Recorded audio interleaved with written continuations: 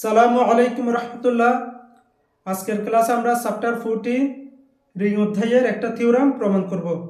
গত ক্লাসে আমরা রিংয়ের বৈশিষ্ট্যাঙ্ক এবং থিওরাম 1-এর দুইটা প্রশ্ন প্রমাণ করেছি। তাহলে আজকের ক্লাসে আমরা থিওরাম 3টা কি প্রমাণ করব। আজকের ক্লাস আমরা তাহলে কি শুরু করি। থিওরাম 3 এর মধ্যে কি বলা হয়েছে, একটি রিং আর এর শূন্য ভাজক থাকবে না যদি এবং কেবলমাত্র যদি আর এর বর্জন বিধি খাটে। ঠিক আছে, এটা আমাদের কি প্রমাণ করতে হবে। তাহলে এখানে কি বলা হয়েছে, শূন্য ভাজক থাকবে না যদি এবং কেবলমাত্র যদি। এই কথাটা থাকলে আমরা আগে থেকে কি বলছিলাম, যদি এবং কেবলমাত্র যদি এই কথাটা থাকলে আমাদের প্রমাণের ধাপ কয়টা হয়ে যায়, দুইটা হয়ে যায়। একটা হচ্ছে যেটা প্রমাণ করতে বলছে সেটা, আরেকটা হচ্ছে যেটা দেওয়া আছে সেটা ধরে নিয়ে যেটা প্রমাণ করছি সেটা দিয়ে যেটা দেওয়া আছে সেটা প্রমাণ করা। ঠিক আছে, অর্থাৎ দুইভাবে প্রমাণ করা, আমাদের দুই ভাগে প্রমাণ করা। তাহলে আমরা কি শুরু করি। প্রুফ। প্রথমে আমরা কি প্রমাণ করব, আর এ বর্জন বিধি কাটে। ঠিক আছে, অর্থাৎ শূন্য ভাজক ব্যতীত ধরে নিই, অর্থাৎ শূন্য ভাজক থাকবে না বলতে কি বোঝায়, শূন্য ভাজক ব্যতীত। তাহলে আরটা কি শূন্য ভাজক ব্যতীত, এটা আমরা ধরে নিয়ে আর এ বর্জন বিধি কাটে, এটা আমরা কি প্রমাণ করব। ঠিক আছে, প্রথমে মনে করি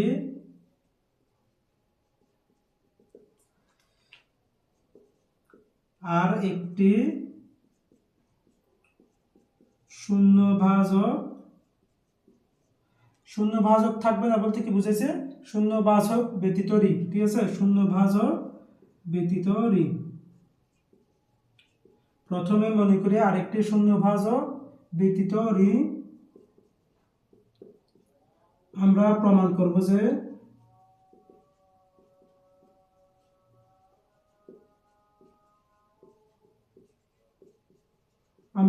করব যে আর এ বর্জন বিধি কাটে, আর এ বর্জন বিধি খাটে।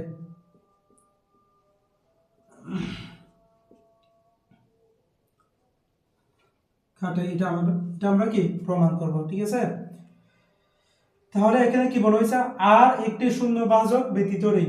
শূন্য ভাজক ব্যতীত রিং এর জন্য আমাদের কি ধরে নিতে হয়, এ বি সি। ঠিক আছে, তিনটা আমরা কি ধরে নিব, আর এর মধ্যে উপাদান ধরে নিব। ঠিক আছে, তাহলে প্রমাণের জন্য ধরি, এটা আমরা ধরতেছি, ধরি A comma B, A B C belongs to কি আর এর মধ্যে এ বি সি আছে। ঠিক আছে, এখান থেকে যেন এ বি সি আর এর মধ্যে আছে ধরে নিছি, যেন এ নট ইকুয়াল 0 এবং এ বি সমান কত, এ সি। এটা কিন্তু আমাদের আর এ বর্জন বিধি খাটার জন্য। ঠিক আছে, আমরা এটা কি ধরে নিছি, এ বি সি আর এর মধ্যে আছে। কেন এটা কেন ধরে নিচ্ছি আমরা, এ বি সি আর এর মধ্যে আছে কেন ধরে নিচ্ছি, ও বর্জন বিধি প্রমাণের জন্য। আমাদের বর্জন বিধির মধ্যে কি দরকার ছিল, এ বি সমান এ সি এরকম সম্পর্ক দরকার ছিল না, আমরা গ্রুপ অধ্যায়ের মধ্যে কি প্রমাণ করেছি। ঠিক আছে, সেজন্য আমরা এটাকে ধরে নিছি। এগুলো কিন্তু খেয়াল করতে হবে। ঠিক আছে, মনে রাখতে হবে, এ বি সি আর এর মধ্যে আছে যেন এ নট ইকুয়াল 0 এবং এ বি সমান এ সি। এটা এখান থেকে কি মনে রাখতে হবে। তারপর আমরা কি লিখবো, এখানে যেহেতু আমরা এ বি সমান এ সি ধরে নিছি, তাহলে A B minus A C লিখতে পারি না আমরা, A B minus A C সমান কত, 0। এ বি সমান এ সি ধরে নিছি, তারপর A B minus A C সমান কত বসেছি, 0 বসেছি। তারপর দেখো তো, আমরা এখান থেকে এটা কমন নিতে পারি না, এ ইনটু বি মাইনাস সি সমান কত, 0। ইনটু বি মাইনাস সি সমান কি বসেছি, 0 বসেছি। বসানোর পর এবার আমরা লিখব, যেহেতু আর কে আমরা কি ধরে নিছি, শূন্য ভাজক ব্যতীত রিং। যেহেতু আর শূন্য ভাজক ব্যতীত রিং এবং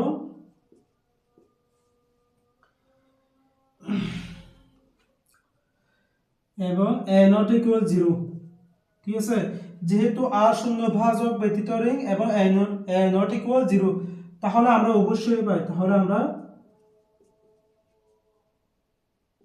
আমরা পাই, দেখো যেহেতু আর শূন্য ভাজক ব্যতীত রিং, এটা আমরা এখানে কি ধরে নিছি, আবার এ নট ইকুয়াল জিরো সেটা এখানে কি ধরে নিছি, ঠিক আছে। এ নট ইকুয়াল জিরো হওয়ায় শূন্য ভাজক ব্যতীত রিং হলে তো অবশ্যই কি হবে, are not a not equal zero হবে, ঠিক আছে। দুটো উপাদানের মধ্যে এ নট ইকুয়াল জিরো এটা অবশ্যই কি হবে, সেজন্য এটা কি এ নট ইকুয়াল জিরো বসানো হয়েছে। আচ্ছা এখান থেকে দেখো, এখানে এ নট ইকুয়াল যদি জিরো হয় তাহলে বি মানে সি সমান জিরো হবে না, কারণ এই দুটোর গুণফল কত, জিরো। এ ইন্টু বি মাইনাস সি সমান কত, জিরো। তার মধ্যে এ নট ইকুয়াল জিরো, তাহলে অবশ্যই কি হবে, বি মাইনাস সি সমান জিরো হবে, এই জন্য আমরা লিখবো, তাহলে আমরা পাই বি মাইনাস সি সমান কত, জিরো। বি মাইনাস সি সমান যদি জিরো হয়, এখান থেকে আমরা কি পাই, বি সমান কত, সি। বি সমান সি কিন্তু পেয়ে গেছি আমরা কোত্থেকে, জাস্ট আটটা শূন্য ভাজক ব্যতীত রিং ধরে নিয়ে আমরা কি বি সমান সি পেয়েছি। এখন বি সমান সি পাইছি, যে এটা আমরা বর্জন বিধির মাধ্যমে দেখাবো।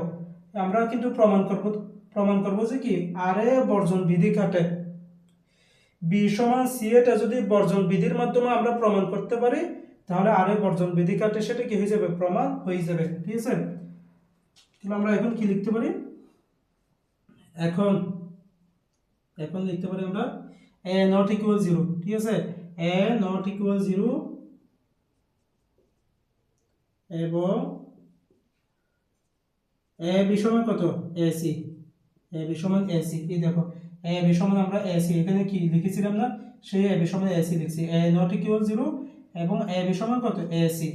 ভালো করে বুঝে, এই হুবহু ইকুইভ্যালেন্টটা আমরা কি আবার লিখছি, কি জন্য, এখান থেকে আমরা বর্জন বিধি বের করব, বর্জন বিধির মাধ্যমে আমরা বি সমান সি এটা প্রমাণ করব, ঠিক আছে।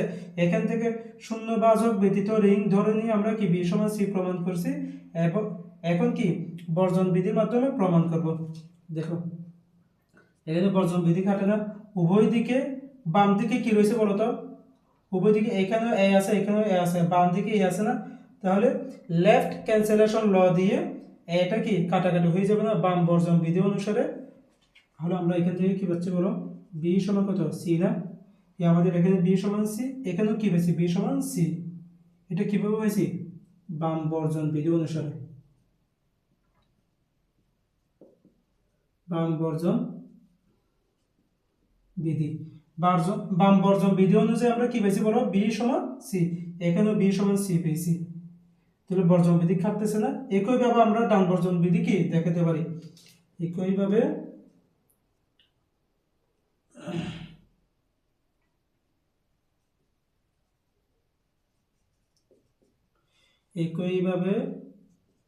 আরে ডান বর্জন বিধি খাটে, ঠিক আছে। এটা আমরা কি লিখে দিয়েছি। তাহলে আমরা প্রথমে কি বলেছিলাম, প্রথমে মনে করি আরেকটি শূন্য ভাজক ব্যতীত রিং, আমরা প্রমাণ করব যে আরে বর্জন বিধি খাটে, ঠিক আছে। এই শূন্য ভাজক ব্যতীত রিং ধরে নিয়ে আমরা আরে বর্জন বিধি খাটে সেটা কি প্রমাণ করে ফেলছি, একদম কি ধারাবাহিকভাবে এগুলো কি মনে রাখতে হবে। এরপর আমাদের বর্জন বিধি ধরে নিয়ে শূন্য ভাজক ব্যতীত রিং প্রমাণ করতে হবে। তাহলে আমরা পরের পাঠটা এগুলো মুছে দিয়ে কি লিখি,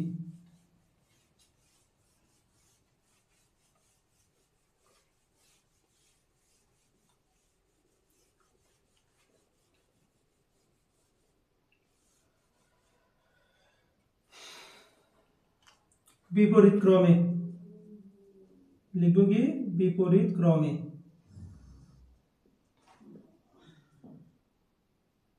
বিপরীত ক্রমে মনে করি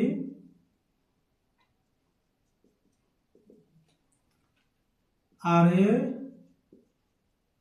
বর্জন বিধি খাটে। আমরা প্রমাণ করব যে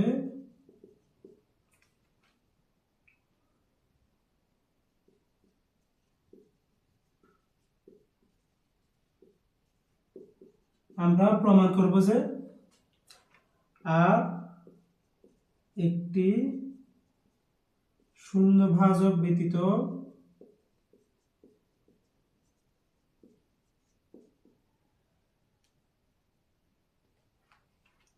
শূন্য ভাজক ব্যতীত রিং, এটা আমরা কি প্রমাণ করব।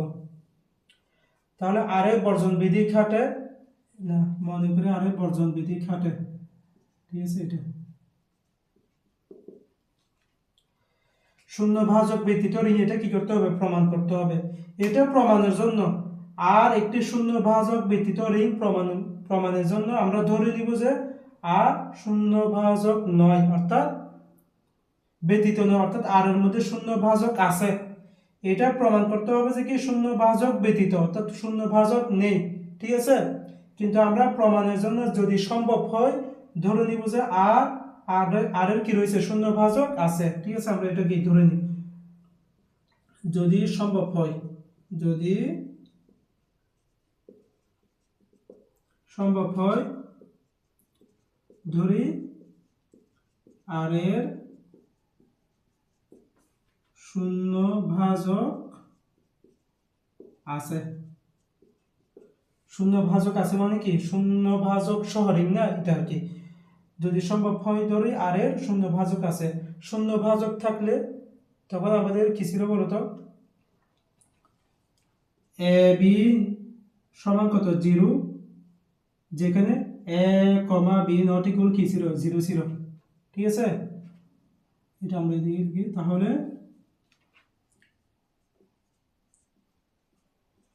এ কমা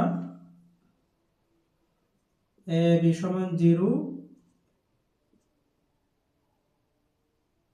এ বি নট ইকুয়াল কত, 0, ঠিক আছে।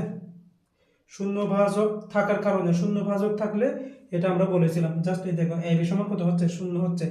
এখান থেকে আমরা কাজ করব, দেখো কাজ কি করব, এখানে আর এ বর্জন বিধি খাটে সেটা আমরা কি ধরে নিয়েছিলাম, ঠিক আছে।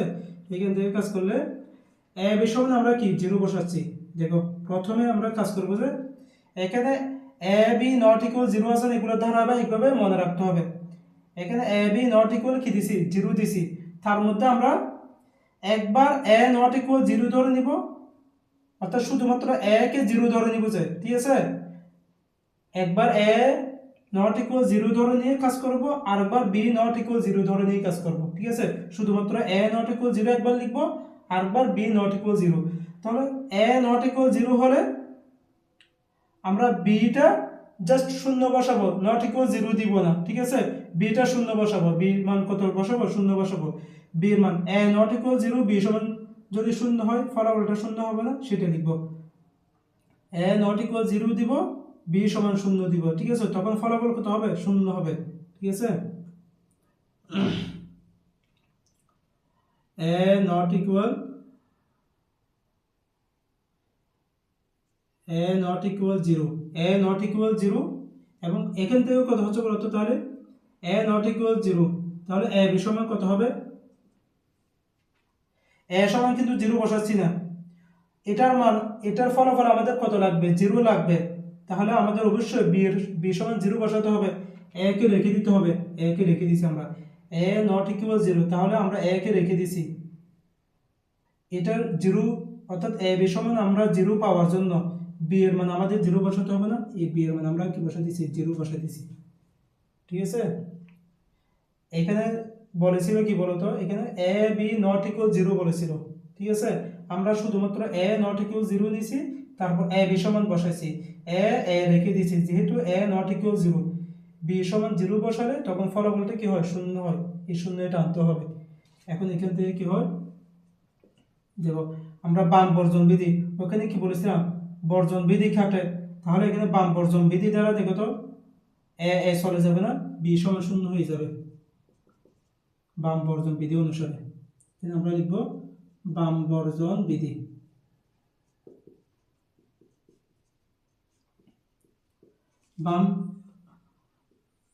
বাম বর্জন বিধি অনুসারে এ কি হয়ে গেছে, উভয় পক্ষ থেকে ক্যান্সেল হয়ে গেছে, ঠিক আছে। বি সমান 0, কিন্তু এটা আমাদের অসঙ্গতি না।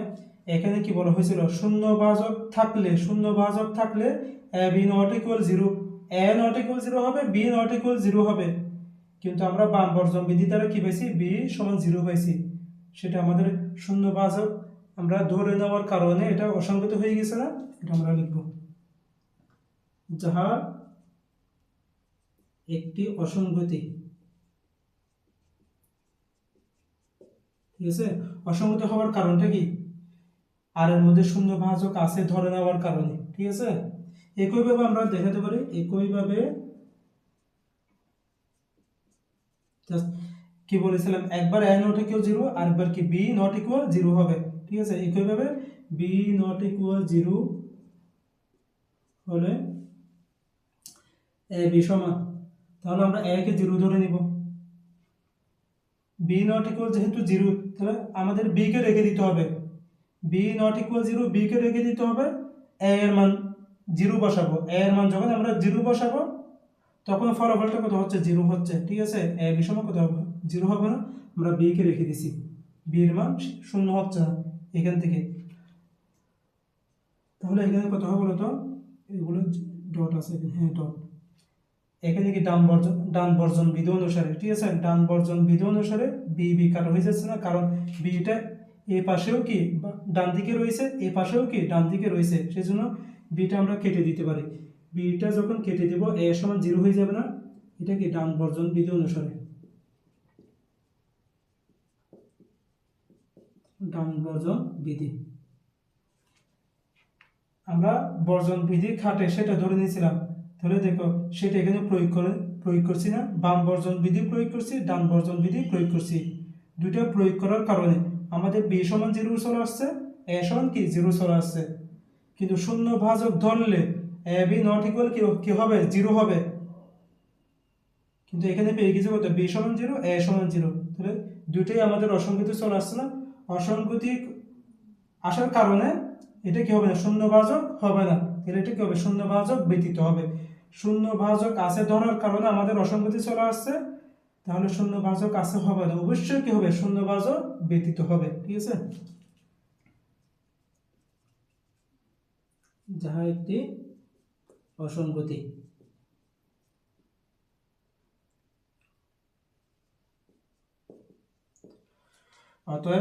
অতএব এদিকে লিখে দিই, অতএব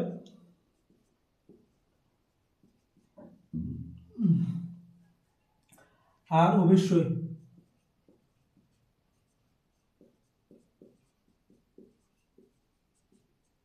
অবশ্যই একটি শূন্যভাজক ব্যতীত রিং হবে। আমাদের প্রমাণ হয়ে গেছে। দুইটা প্রমাণ করব বলছিলাম, একটা হচ্ছে শূন্যভাজক থাকবে না ধরে নিয়ে কি বর্জন বিধি কি আমাদের প্রমাণ করা, ঠিক আছে। প্রথমে আমরা প্রমাণ করেছিলাম শূন্যভাজক থাকবে না ধরে নিয়ে বর্জন বিধি প্রয়োগ করা, ঠিক আছে, বর্জন বিধি প্রমাণ করা। দ্বিতীয়ত বর্জন বিধি ধরে নিয়ে শূন্যভাজক নয়, ঠিক আছে, শূন্যভাজক ব্যতীত রিং হবে সেটা কি প্রমাণ করা। আমরা দুটোই কিন্তু কি ধারাবাহিকভাবে ভালো করে কি প্রমাণ করেছি, ঠিক আছে। জাস্ট এগুলো কি বুঝে বুঝে প্রত্যেকটা লাইন বুঝে বুঝে কয়েকবার করে কি প্র্যাকটিস করতে হবে, প্র্যাকটিসের কোনো বিকল্প নেই। ভালো করে বুঝে বুঝে কয়েকবার করে যখন প্র্যাকটিস হবে তখন একদম কি সহজ হয়ে যাবে, কয়েক মিনিটের ভিতর ভালো করে কি লিখে যাবে। তাহলে আজকের ক্লাস এই পর্যন্ত। আসসালামু আলাইকুম রহমতুল্লাহ।